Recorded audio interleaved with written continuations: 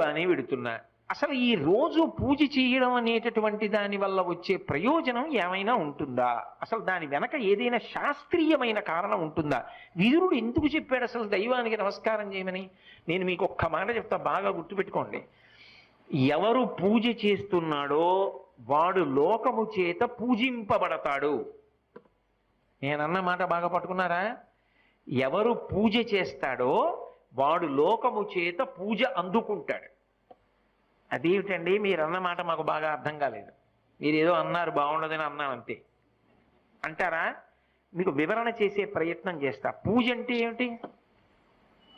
పొద్దున్నే దేవుడి దగ్గరికి వెళ్ళో దీపం పెడుతున్నా, ఎందుకు? ఎవరు భగవంతుడు?